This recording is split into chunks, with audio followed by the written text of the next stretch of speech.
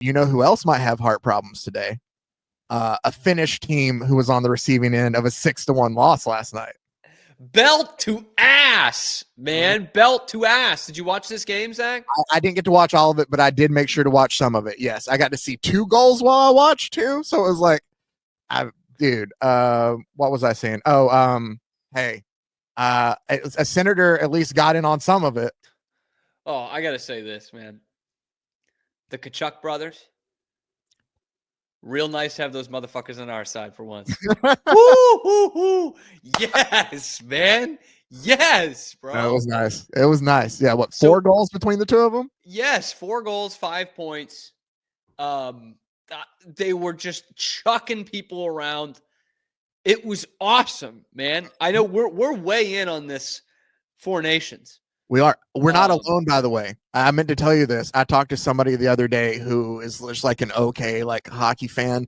I think she took photos for like the UHFL there for a while. So she but she was gung-ho about this 4 nations thing. And it was just nice to be like, all right, because after hearing you and Matthew Berry talk yesterday, and he seemed just a little ho-hum about it. And I thought, maybe that's fine. I know it's not for everybody, but I like the fact of watching our U.S. hockey team just beat the piss out of people.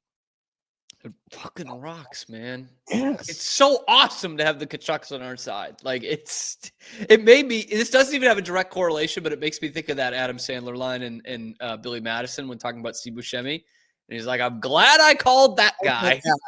I'm glad that guy's on my team now. Oh my God. Good first 2 nights of it. And this was a game, by the way, it was 2-1 at the end of the second. And it was so 1-0 Finland, 1-1 at the end of the first, 2-1 US at the end of the second. And it's 5-1, 3 minutes into the third and a 6-1 final. Just dominant. And I was surprised at how slowly they started because I was on my walk yesterday after the show and thinking about them. Huh? So you didn't get a card then? No, I didn't get a card. I wasn't anywhere near. I was in the other. This was walking the dog. I was in the other direction.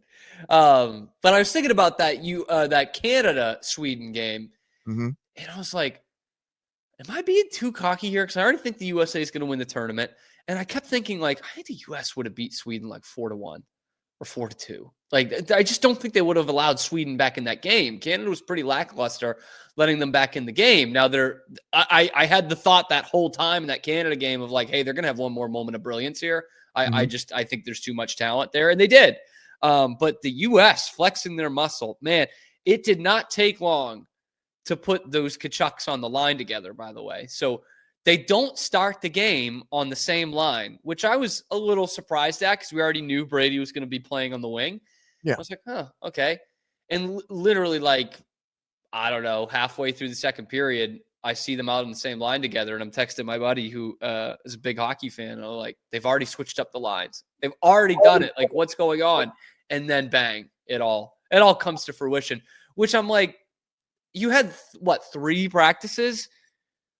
You can't put together chemistry anyway. Like, why not put them on the same line? 2 people who would have natural chemistry already. And that line's going to be scary, dude. Centered by Eichel. You had a terrier to terrier connection on Brady's second goal, by the way. A little BU action.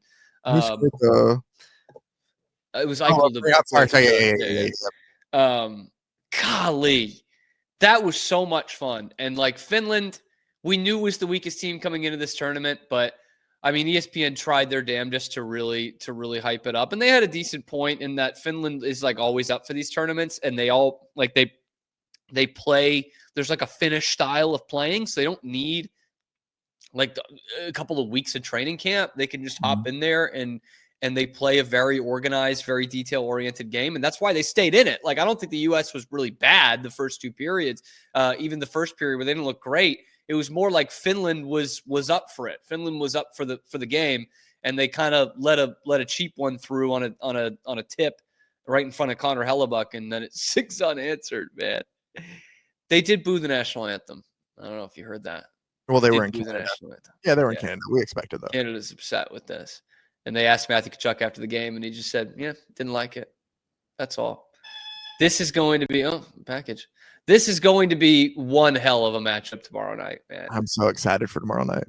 And your guy, Brady Tkachuk, with kind of a damning quote after the game for Senators fans. He says, "This is the biggest game I've ever played in." Did the dude forget the bean pot? He played in the bean pot. Well, in his defense, I mean, he's yet to play in a playoff game. I mean, hopefully maybe that can happen this year, but yeah, no, he hasn't played anything past a regular season game, so I get that. I think it might happen this year, by the way. It was a slow start. Again, the first power play looked terrible. You compare it to Canada's first the other night where they go McDavid, Crosby behind the back, McKinnon, and they scored like 15 fucking seconds. Yeah. To this one where the U.S. Almost goes offside 3 times in the same power play. They did it twice, and they had to hold up on their last rush of the power play to make sure they didn't go offsides a 3rd time. So it wasn't a very good look. But then it was just good old-fashioned American muscle, baby. They started throwing the body around. They screened the goaltender. They get tips in front of the net. Like, as talented as this team is, that is how they're going to win. And that's what we were thinking before the tournament, too. Like, Canada has real great top-end talent as well, and you saw it in that game, right? Power play goal, 2-on-1 break. Mitch Marner, great wrist shot to win it in overtime. Like, they're going to score their goals with some terrific, easy-on-the-eye kind of hockey. The U.S. has a ton of talent too, right? Matthews and Jack Hughes, and obviously Matthew Tkachuk still has plenty of talent too. But they're going to get greasy, grimy goals, which is what they did. I mean, Brady's first one is just throwing it at the net, like get a deflection. Matthew scored off a rebound. He scores on a tip off a Finland stick. Boldy has an awesome tip. Another clip that one. Boldy has an awesome tip. Another Massachusetts guy. So, like that's how they're going to be living, dude. That is going to be how they're doing this. And I thought we were going to get a Charlie McAvoy injury in there. Got cross-checked into the net right on his shoulder. And then I get, again, I'm going to keep focusing on the brothers because they were the story of the game. Then I get what's been happening against me and so many other hockey fans for a couple of years now. So McAvoy gets cross-checked into the goal. He lands like right on his shoulder and he grabs at his shoulder. Like, I don't know what the deal is with that, but it didn't look right. And immediately as they're going to the bench, both Tkachuk brothers are like chirping the shit out of this guy. And they're like, just wait, because he got a penalty. He's like, just wait. And then they scored on the power play. Matthew Tkachuk scores on the power play. And I'm like, this is the experience right here. Like Matthew Tkachuk goes after someone, doesn't actually fight him because this guy's going into the box. And then he scores on you to make it really hurt. Like that's the experience. And I'm telling you, man, it was like something out of a movie. It was like some Mighty Ducks shit.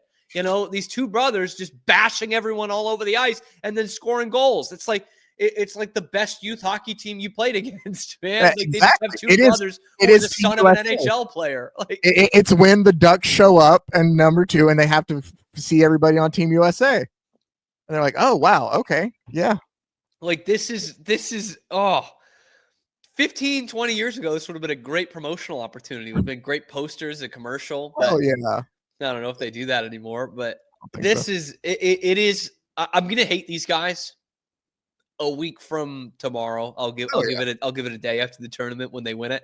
I'm going to hate these guys again, but I've long said it on this show, especially with Matthew. Do anything to have him on my team, man. Fucking anything. This is going to be like awesome theater tomorrow night. This is going to be terrific hockey for the international game, therefore for the NHL. Like this is going to be great all the way around. And I know this is a tournament that you can't have in kind of the All-Star break every year. It will never happen. And this is, in fact, probably the only one that there will be, this Four Nations. But this is such an upgrade over the All-Star game and All-Star weekend. And tomorrow night is going to be the highlight of that until hopefully these two teams meet in the championship next week. But there is legit hatred here. I mean, the U.S. and the Finns were mucking it up 1 minute into the game last night. 1 minute. So there was this big question of, will these guys actually care about this tournament? And so far through 2 games, an overtime win and a blowout, the answer is clear. Hell yeah, these guys care. They really care. And the U.S. is like pulling out the stops here. You know, we had Matt Berry on the show yesterday, and he was talking about how, you know, it's just not like USA hockey is not a huge, great fan base. I kind of disagree on that part, but he also said, like, it's never going to be anything like Canada. And that's true. The fandom around Canadian hockey is unlike anything that we have in the U.S. for our national teams, because the only thing that would be close is basketball, and we win that all the time. There's no competition to it. There's no inferiority complex. There's none of that. And the way that the Canadians root for their national hockey team is much like the way you see it in soccer in Europe specifically, but also, of course, in South America too, of these icons who play against you during the season, right? Like, nobody in Canada hates Sidney Crosby, and yet he's never played his professional career in that country. Nobody hates him. They love him because he plays for Canada. You know, the same way, like the people in England, even the Arsenal fans didn't hate Harry Kane necessarily because, you know, he's the stud for England. He's England's best player. There were Manchester United fans that loved Michael Owen back in the day because he was England's best player. And we just don't have that in the U.S. We don't have that. There are guys, certainly, like I just talked about with Matthew Tkachuk, that we root for when they put on the USA jersey, but it's not like, you know, a guy that's playing in Canada that we want to come, you know, it's not the same thing. And there is a massive inferiority complex from Canada. Of course there is. I can't even blame them for it. And I like Canada for the most part, except when we do these things here. But they have, like, hockey is their greatest export to the world. Not even close. It's the biggest cultural impact they have on the planet. This is a sport that is played all over the world at a high level all over the world. And Canada is the place where it was born, where it was raised, and where the top guys still come from. And it eats away at them at how much the USA is caught up. Because this has been a long time coming. Okay, this is not like, oh, all of a sudden we care about hockey. No, I can't say that. Like, the USA for a long time was awful in the World Junior Championships and the Canada Cup and all these best on bests. 96, they beat Canada. That stuck with them pretty good. And then 2002, Canada beats the US in the gold medal game. 2010, Canada beats the US in the gold medal game. 2014, Canada beats the US in the semifinals and wins the gold medal again. 04 World Cup of Hockey, US wasn't even close. 2016 World Cup of Hockey, USA wasn't even close. So this is a long time coming. This isn't out of nowhere. But the US is just as talented as this Canadian team. And in fact, they're probably a better overall team. They're probably built out better than Canada is. And now you throw in the tariffs and the Trump aspect of this, because he has to be involved in fucking everything in our lives. No one will allow him not to be. You add all that in there, this is going to be an event tomorrow night, Saturday night in Montreal. And then I think the hockey gods have to make this happen because the whole world wants it. We got to have those two squaring off for the championship next Thursday in Boston. Oh, God. This is going to be a hockey event, and I can't wait for it. We are Rogue Media Sports. Hey, thanks for stopping by. And if you like this video, be sure to give us a like and subscribe. It really helps out the channel a ton. You can follow me on Twitter here for some more outrageous Boston sports takes coming to you every weekday at noon Eastern time. And then after that, wherever you get your podcasts. We are Rogue Media Sports.